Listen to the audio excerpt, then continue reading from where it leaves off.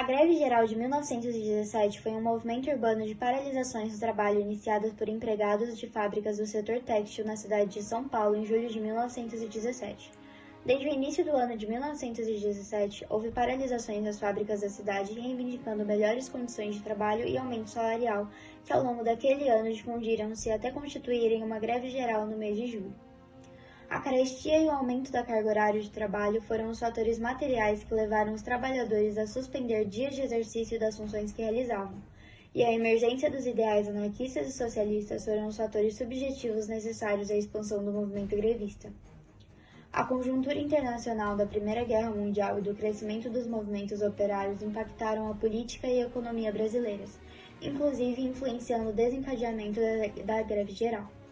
A ampliação da exportação de insumos básicos da alimentação aos países aliados na Primeira Guerra Mundial gerou aumento dos preços no mercado interno e acarretou na carestia que atingiu sobretudo os trabalhadores.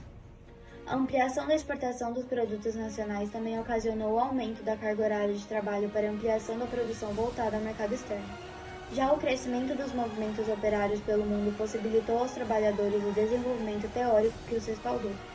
No caso da greve geral, em São Paulo, destacou-se a interpretação do anarcossindicalismo dos pensadores Malatesta e Sorel. O movimento grevista de 1917 foi composto sobretudo por imigrantes italianos. Esses imigrantes trouxeram do país de origem os ideais anarquistas e socialistas que embasaram a greve. E não somente os operários eram majoritariamente italianos, também predominavam entre os proprietários das fábricas os imigrantes dessa nacionalidade, que já haviam entrado em contato anteriormente com a forma de organização dos trabalhadores na Itália.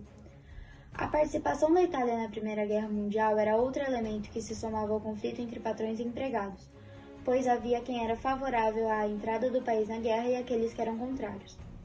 Havia inclusive a obrigatoriedade de doação de parcela do salário dos trabalhadores ao Comitê Italiano Pro Pátria de São Paulo, que enviava verbas para o empenho bélico da Itália na Grande Guerra.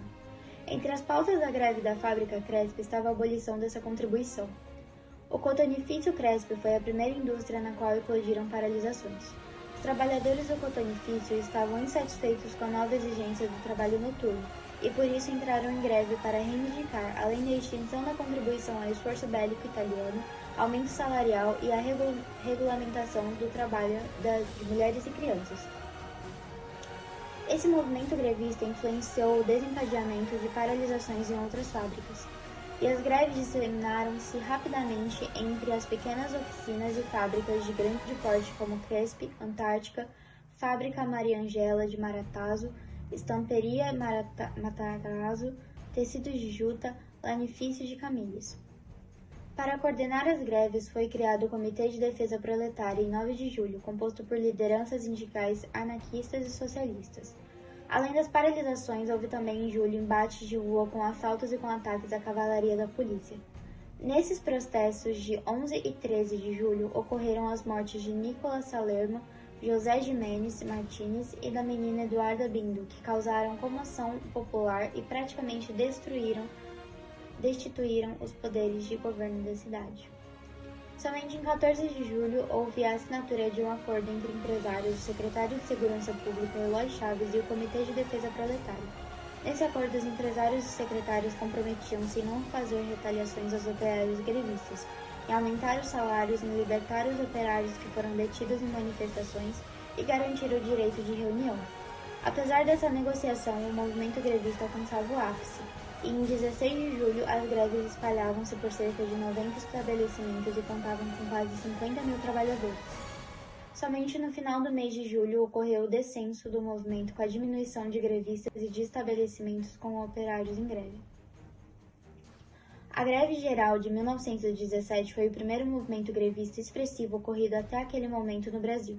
Como punição aos grevistas, muitos foram expulsos do país com a aplicação da Lei Adolfo Gordo de 1907, que tinha como foco desmobilizar o anarcossindicalismo.